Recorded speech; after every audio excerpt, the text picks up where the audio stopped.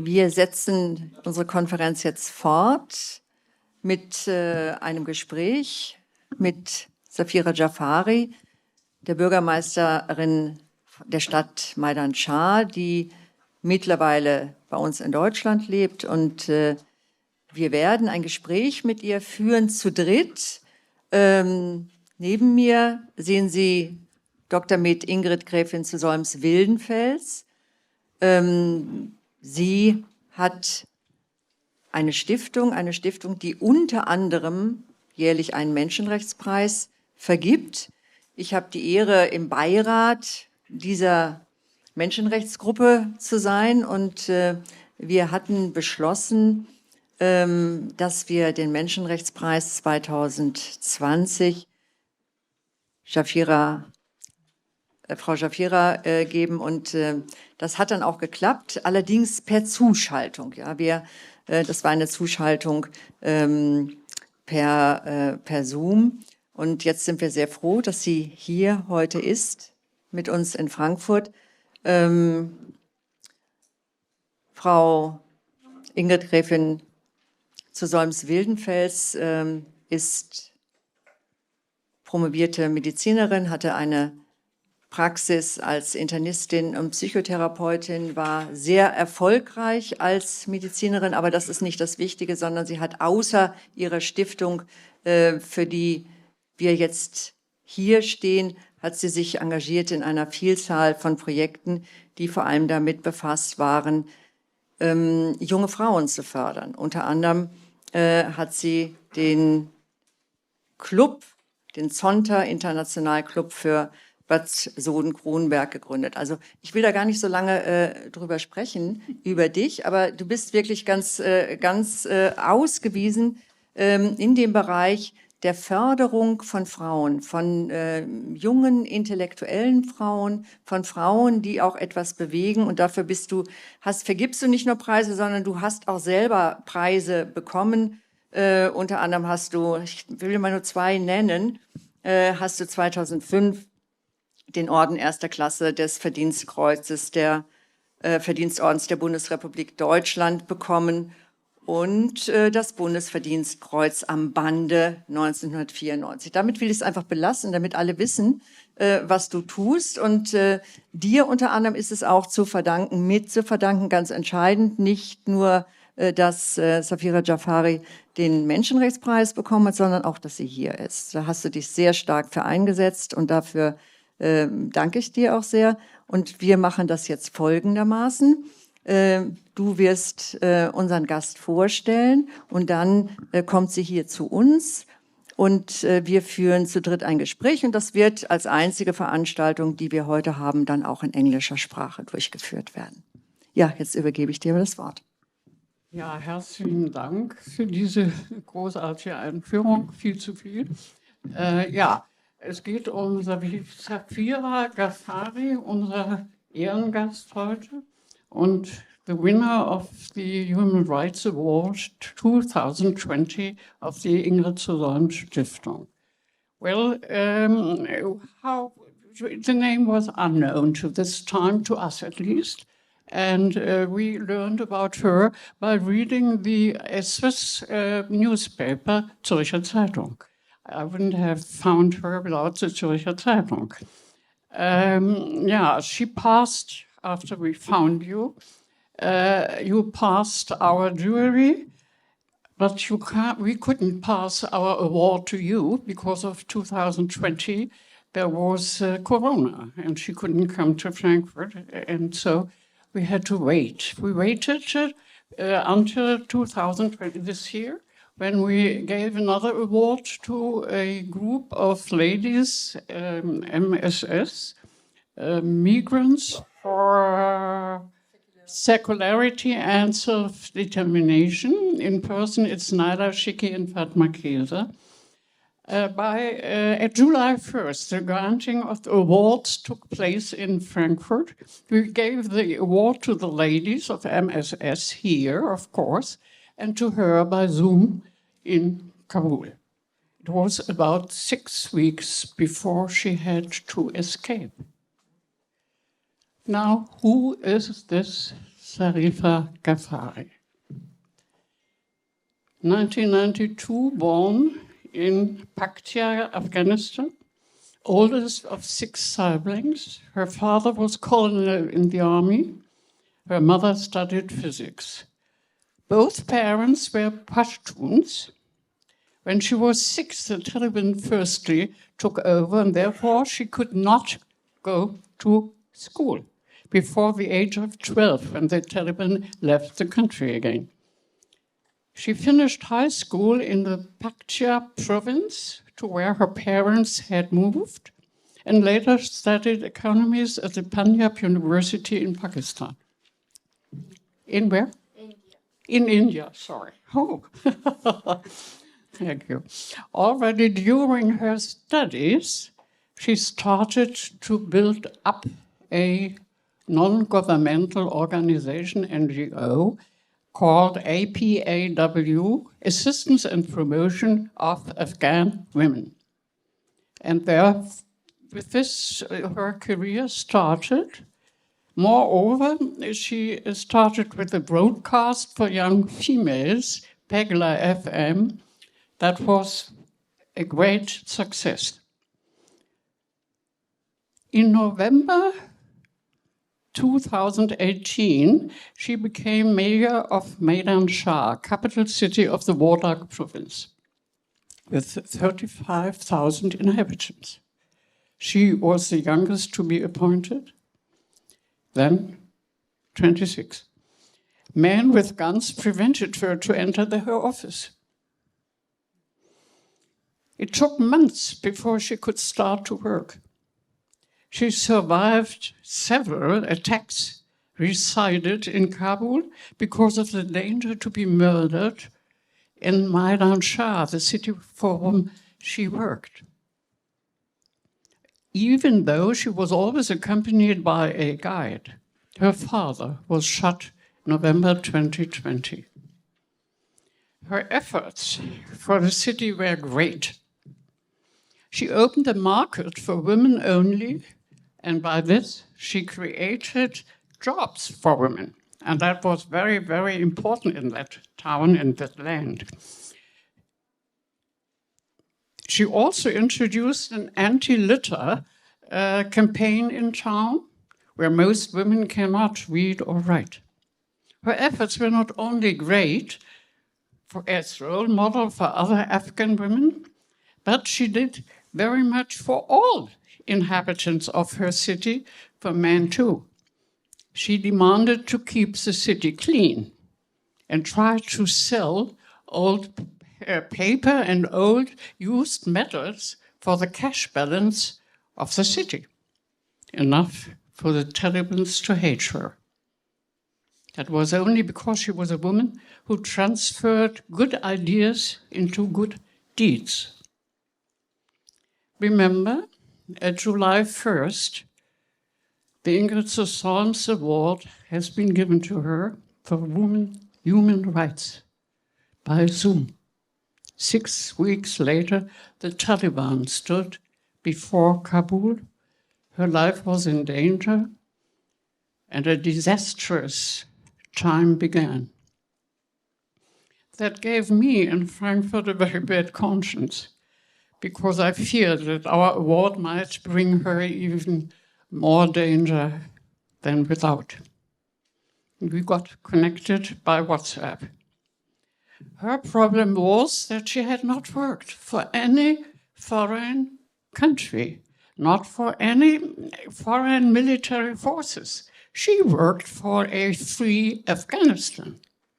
Therefore, she was at any time on any list for Ortskräfte, who came more or less automatically on a list to fly out. That was her problem. Annegret Kramp-Karrenbauer, to this time the female German Minister of Defense, understood me and my sorrows. She and her family came on the German list. And all of them could leave Kabul on a Turkish aircraft via Islamabad to Istanbul. at last by this journalists. They got in Istanbul visas for Germany by the German ambassador to Turkey and could fly with Pegasus to Düsseldorf. On the evening of August 23rd, you landed in Düsseldorf. I was very relieved. Welcome to us, all of us.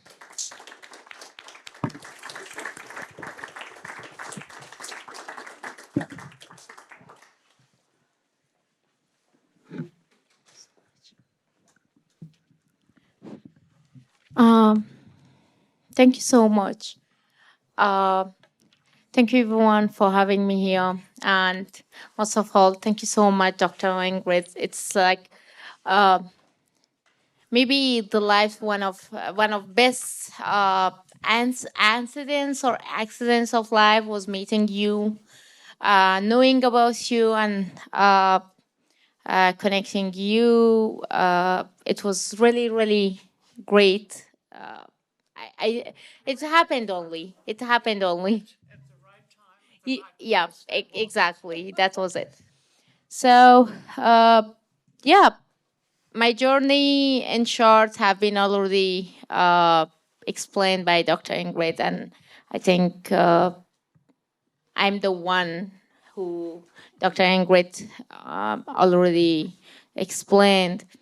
But all about being here, living here, being far from your country, and still being kind of traumatized of whatever happening around you and your country, and maybe out of that. It's something that always you are in problem with, and it's a headache, it's a trauma that I'm not able to come out of it. I'm still having the idea of maybe I'm in a tour out of country, and maybe after some days I will be returned back. It's I know it's kind of crazy, but I have that feeling, and maybe I love to keep this feeling because it's somehow giving me the power of still not giving up, or kind of courage of fighting for what maybe for myself more, because I believe that I'm not able to live without my country anywhere else. So the dream of going back to home, it's kind of giving me a feel of still living whatever and however it is.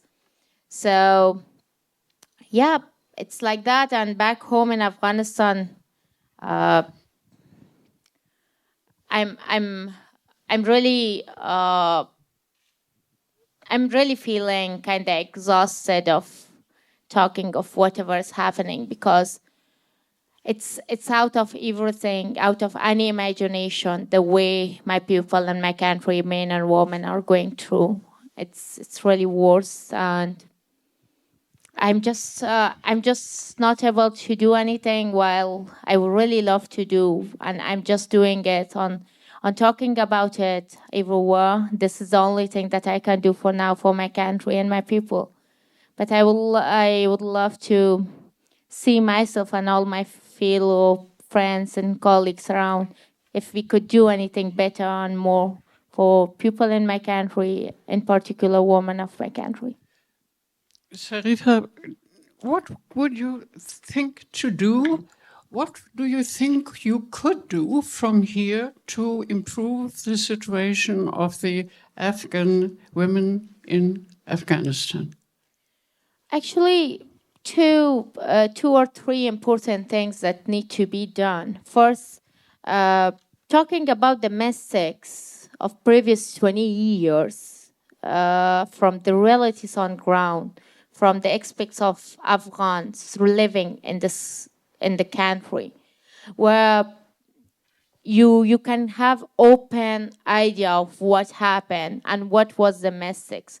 Why 20 years of efforts, the way that international community is calling it millions or billions of dollars, and everything, all the lives and all the struggles and everything, when the way that it's like right now, nothing in the ground back in Afghanistan. So first of all, it's so important, I think, to talk on that, to keep it on account and take it like so accountable, whatever happened back 20 years. Secondly, it's about what we need to do next. And on that, pointing and in particular bringing to the key point the role of women in Afghanistan and the role of new generation, as in 2001, bringing these old ideologies, old people of like kind of previous murderers of Afghan people back to power, giving them money and then power to rule inside Afghanistan. That's why now we are facing situation in Afghanistan.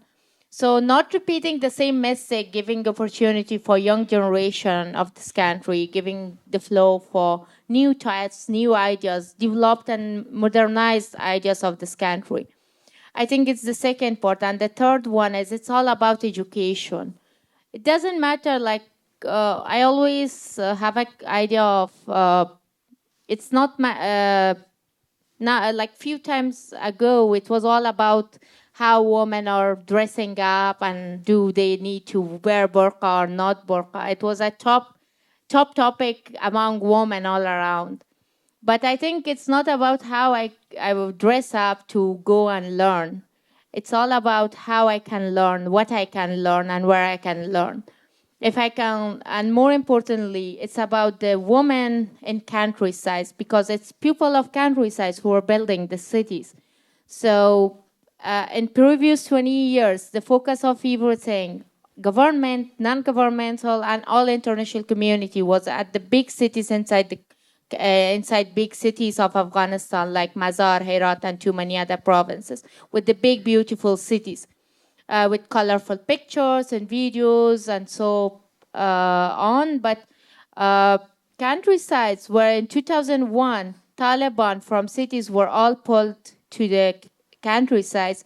The countrysides was still a haven for them to facilitate themselves, to develop, to sell, be more than whatever they were. So, and not working on the countrysides, we're giving them also a platform or a flow to be big, to become the bigger as they are right now and attack back cities. So these are the three more important topics that we need to work on it, and I think it's so important. And what I am doing is also trying to work on a project by the help of all my friends to facilitate education for women in rural areas under control of Taliban, or maybe not under control of Taliban. However, sort of it will be under, like for now, it will be with the same situation. It's just a little bit dangerous and risky, but me and my all family, friends, everyone, we are like so committed for it to run it back in countryside, especially to those areas where I was working. And then about the speaking out on the facts, I just day before yesterday, I just came from 2 days tour of US. So I'm just busy with that. I'm doing it all around the world, like wherever I have the platform, I'm doing that. So this is all what I can do. And I wish I was able to do it more and more. And more importantly, I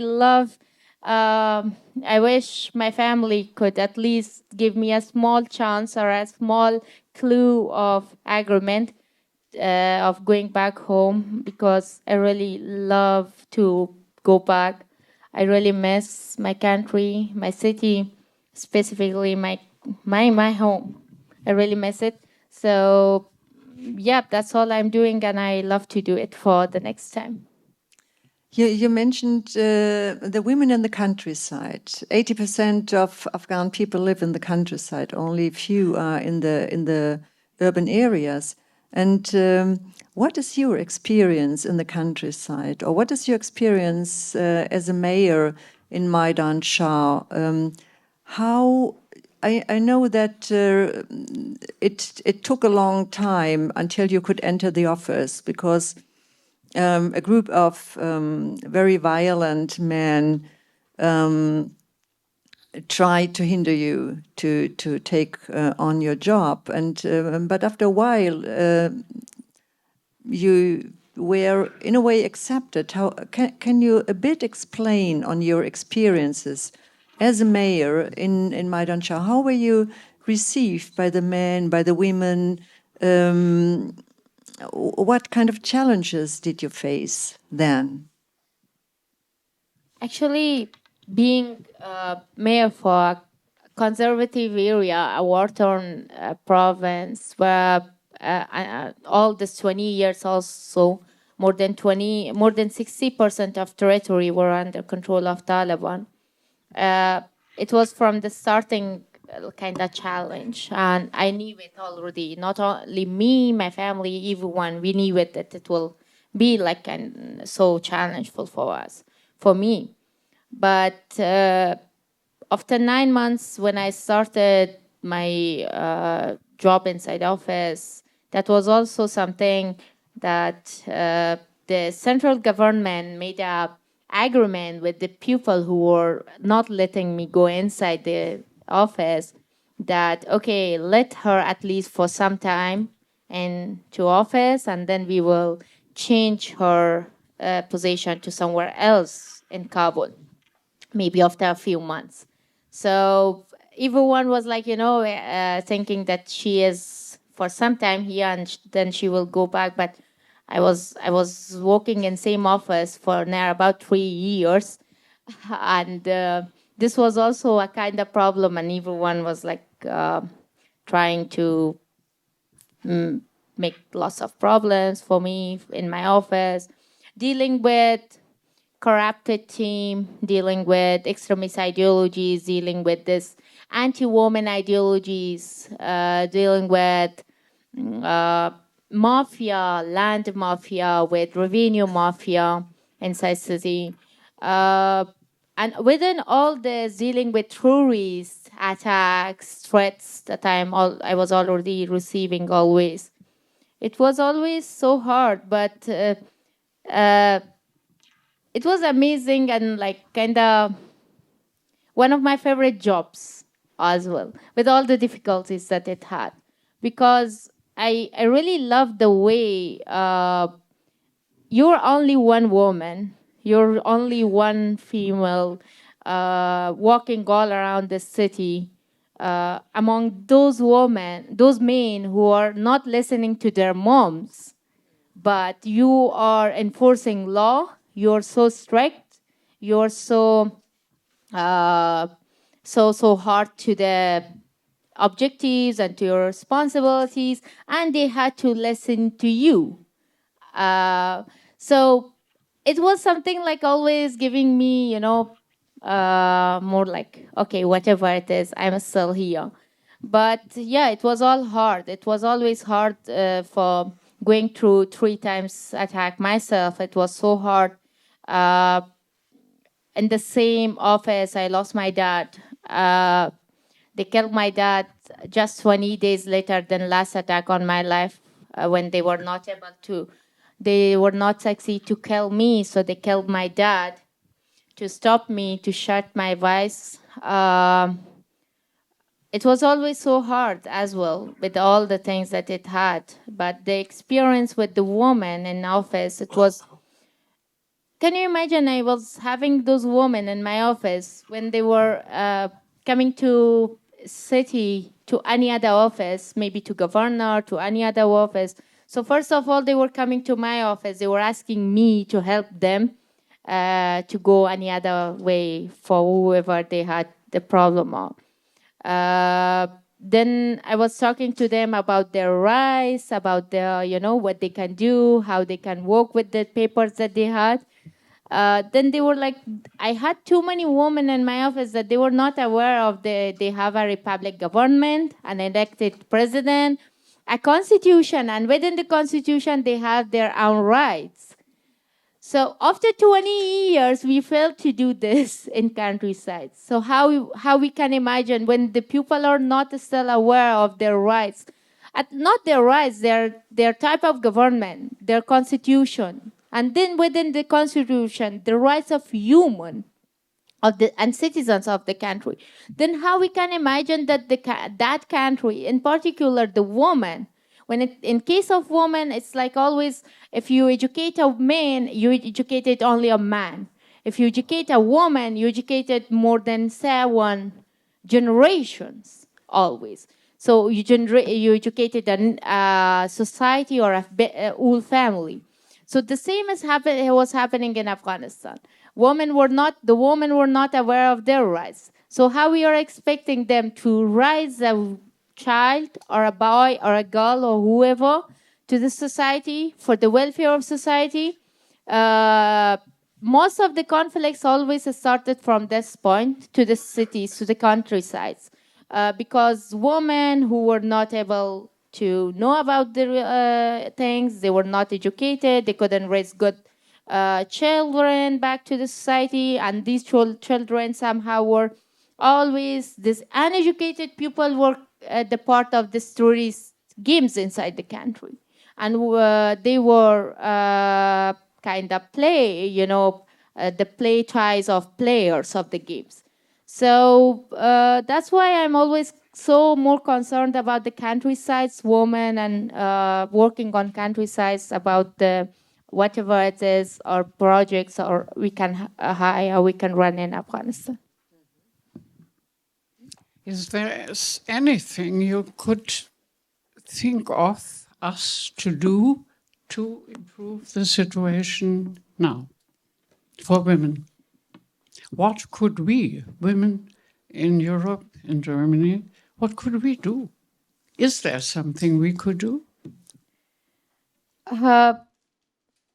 The only thing that I would love to, first of all, ask everyone to do, please be a little bit more human to human of Afghanistan. Doesn't matter women or men or children.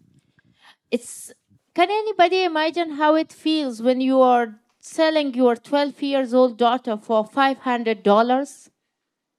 Can anybody imagine how it feels? You are selling all your life, everything that you earned with the blood, and you were your high level of struggles.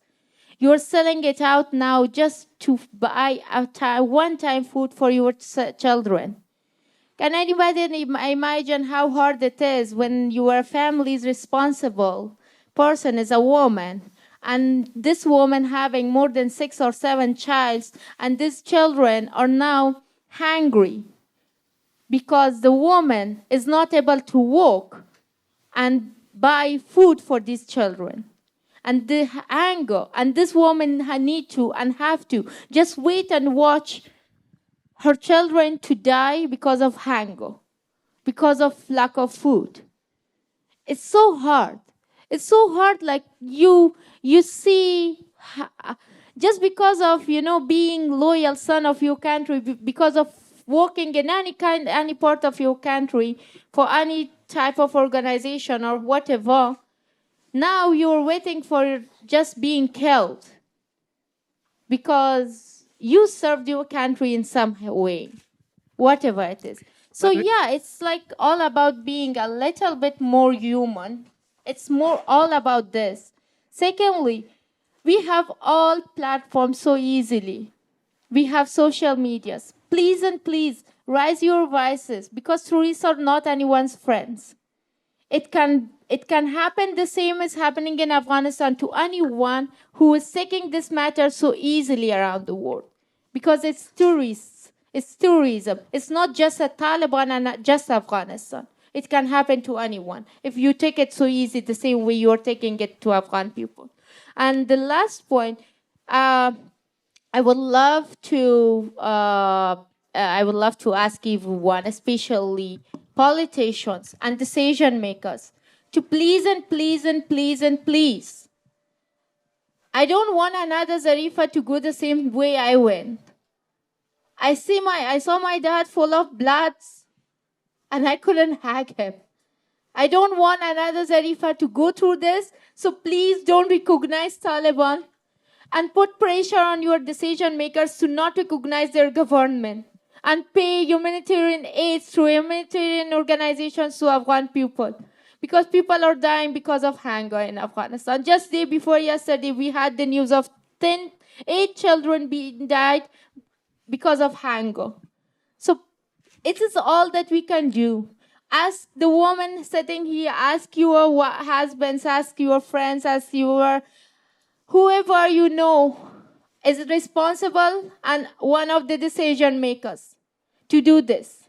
It's more important. It's not about a country. It's not about a nation. It's all about humanity. It's all about gender and generation.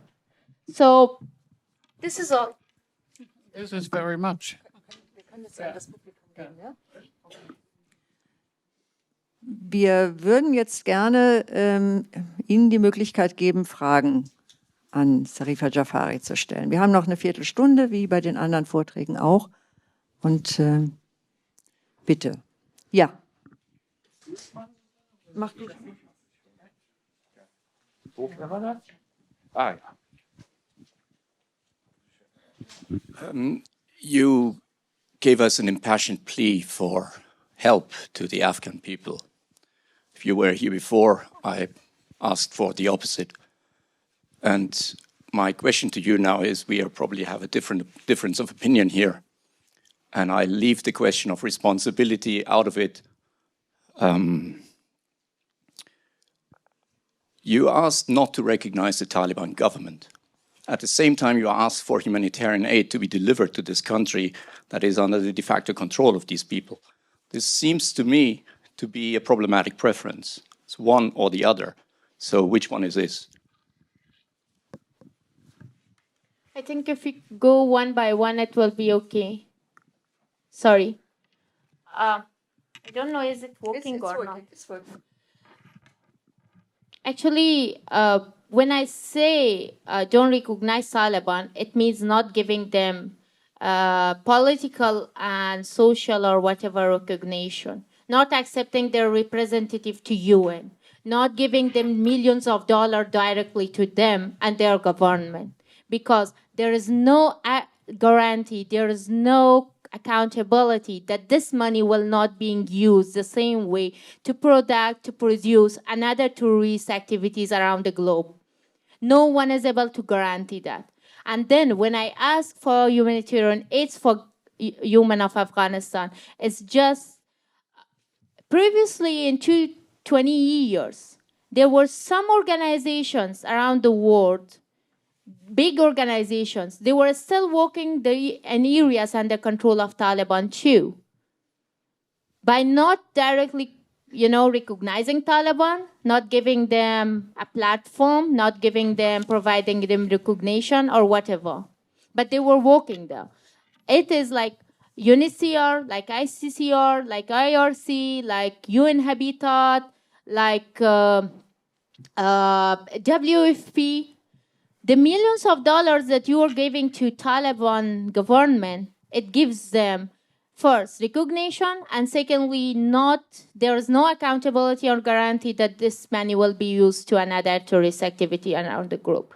So please give this money to these organizations and ask these organizations to contact whatever they want and however they want, because working with this organization will not need any contact of government to government.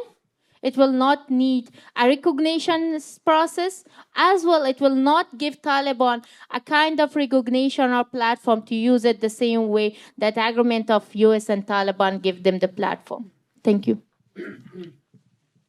Next question. Thank you very much for your talk.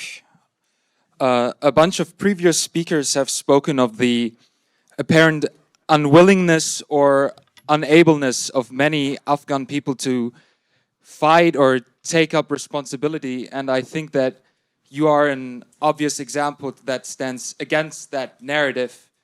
What I wanted to ask of you is, what do you think is the future for civil and women's rights in Afghanistan? And do you think that with the failure of a top-down interventionist attempt of bringing those, or attempt of that, do you think that a grassroots movement is possible at the moment, or is realistic at the moment? And what would have to happen for more movements of that kind to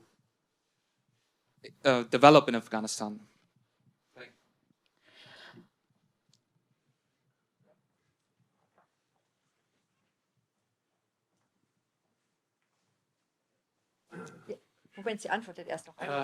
We learned this morning that the engagement of the West is a disaster. Do you feel the engagement of the West is a disaster? Would you have preferred the West would not have ended militarily your country? I will go first with this question of the woman. Actually, with anything and everything, with all the size of realities and all the size of failures or achievements, we need to remember it. It's not 2001, it's not 90s. Afghanistan has more Zarifas like me. I'm just a small example of it. So we are not giving up. We are not letting the floor go the same way it is. You know, you have been witnessing, I'm sure, in social media, the way that women of Afghanistan are still standing their grounds, demonstrating, asking for their rights, helping their people with every small aspect that they have all around. So the same is going on. We are still positive. We really still have the hope. And more importantly, we feel that women of the world is still standing by the side of us. We have the solidarity of women around the globe. So this is something that make us not give us more. And importantly, we know how we felt. We know how it went this way. We know that we were not part of the conflicts in 20 years ago, not before that, not all the 20 years, and not now. We were not part of conflicts. We never fight. We were not like, we were beautiful part of developments of our country, the women of this country. So we don't care what's happening. I'm really sorry. I'm really, really sorry once again for all the men sitting here. But yeah, whatever the men of this country did to this country, it's just none of our business. We are doing our best to bring all their failures also to a positive point. And about the what was the mistake? The question was, we learned this morning that the Western engagement in Afghanistan was a disaster. From our Western point of view, the engagement was a disaster. From your point of view, and the people in your country, do you join in that notion that the Western engagement has been a disaster? Actually, if you ask me, because when the NATO, US, and Western countries and whoever entered Kabul in 2001, that time I was just 6 years old. So being a 6 years old baby girl, I was not responsible. Then I don't care. Coming out of, and I was not also part of the decision. Not only me, all my generation, the generation of this 20 years. And all the way 20 years, we served, we worked with not only our struggles, but with our bloods. We built, we developed. But at the end, some other people decided to leave and let us burn in the fire that was not burned by us. That was also not I was also not part of that. But I paid the biggest price on that. I paid the biggest price. I lost my 26 or 27 years of achievements, all my life, my dreams, my struggles, everything. So if who thinks what, I don't care. But yeah, everything went from the starting to the end so worse They built something so worse to end at something the way it is the worst right now. In 2001, the decisions taken in 2001 was domestic. Like example, Afghan people in Bonn conference asked the international community to bring previous king of Afghanistan, Zarifa Shah, who was in British somewhere, as an interim government head to Afghanistan. But the international community refused, and they brought Karzai as an interim government leader. We had a constitution. Everyone is so proud of it. I'm also because they guarantee somehow women's rights. But that constitution was copy-paste of other constitutions around the world, so not matched with the realities on ground in my society, in my country. So with all this, like from that starting, the policy and strategies of war in Afghanistan. War in Afghanistan was not a war of nuclear bombs, was not war of so big stuff. It was just a Kalashnikov and a motorcycle. But what we did, we just started there striking everywhere. So a house where they had just one Talib hiding, we killed more than 10 more innocent people with this strike, and at the end we had just a sorry giving them. So it was also like not only a disaster back in society, it was somehow a try of producing more terrorists by the, by the idea of taking revenge back for whatever is happening. So all the things, everything was really going so worse. The next example I can give you about the women rights. The word of women empowerment, I really hate it. You know why? Because every project led by USAID or US Embassy or whoever, by the name of women empowerment or women rights awareness or whatever, what they were doing, they were just collecting women and girls from universities and schools and giving them a beautiful, at a very beautiful hall, so nice lunch or dinner or breakfast, and a small amount of money with a so luxury event, and talking to them about women's rights. But man, they already know their rights. That's why they're studying in university and schools.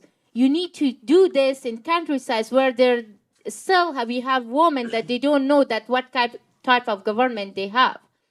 So from this point to the end when the negotiation with Taliban started, and the negotiation, we plead everyone to please put Afghan people and Afghan government at the top, at the priority for this negotiation. So we know, because I'm losing everything for the war. War is imposed on my life. Then I have to talk, I have to decide. But before doing anything or deciding anything or signing anything on my rights or on my behalf, they signed an agreement with US and they did this all, and at the end, look at this. And when people are saying nowadays to me, telling me that international community, put millions and billions of dollars to Afghanistan, but yeah, man, you paid money, I paid life. So it's nothing to conclude it. Thank you. I have two more, but No, it's not possible. We are running out of time. We are Yeah, already. already. Okay. Yeah. Thank you so much. We could have talked a lot more about that.